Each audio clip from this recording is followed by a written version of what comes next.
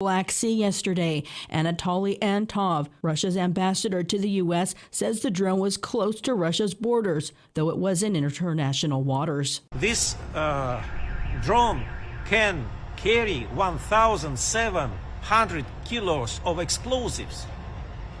This drone can carry a few bombs.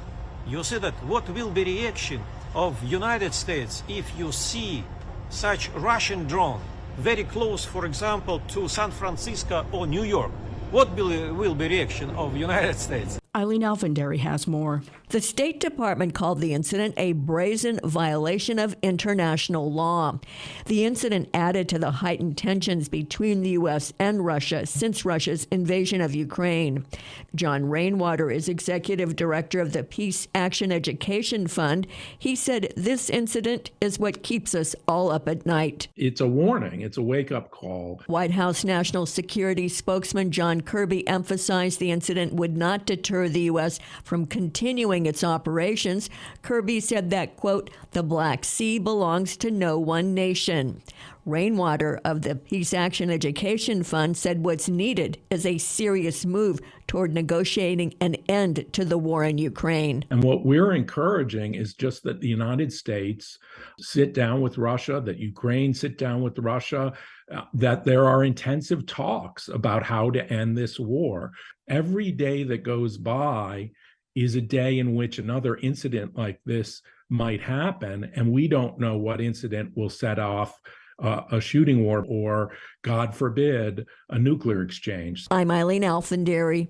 China's defense ministry says Chinese, Iranian, and Russian naval forces are staging joint drills in the Gulf of Oman near the mouth of the strategic Persian Gulf this week. The ministry announcement says other countries are also involved in the Security Bond 2023 exercises, but gave no details. Iran, Pakistan, Oman, and the United Arab Emirates have coastlines along the Gulf.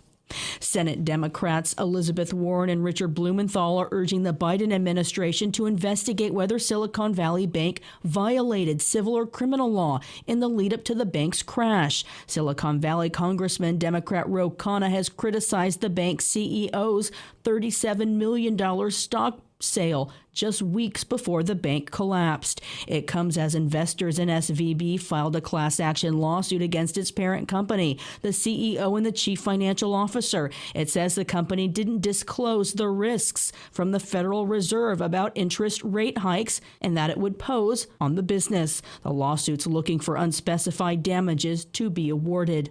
Meanwhile, critics have pointed to Trump-era deregulation that's allowed the bank to crash.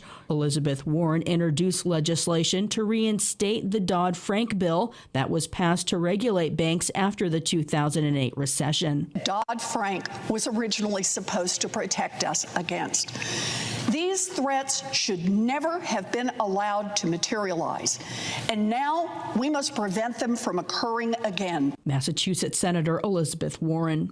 President Joe Biden was in Monterey Park, California, the scene of a deadly Lunar New Year mass shooting yesterday, where he announced an executive order on gun control. Christopher Martinez has more. President Joe Biden says he's issued more executive orders on gun violence than any other president at this point in their presidency. I continue to call on Congress to require background checks for all firearm sales.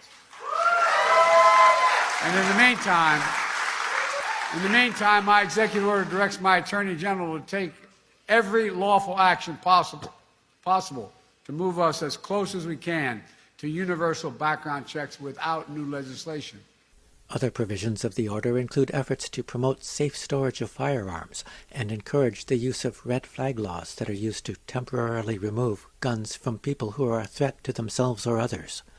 Biden is also putting a target on the back of the gun industry. An independent government study that analyzes and exposes how gun manufacturers aggressively market firearms to civilians, especially minors, including by using military imagery. He renewed his call for a ban on assault rifles, saying that in the decades since the past ban was allowed to expire, mass shootings have tripled. So let's finish the job. Ban assault weapons. Do something big.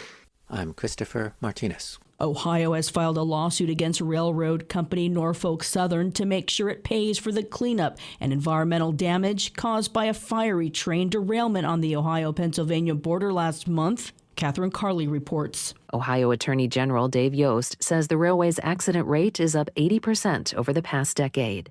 At least 20 Norfolk and Southern derailments since 2015 have included chemical spills. I'm Catherine Carley for Pacifica Network and Public News Service.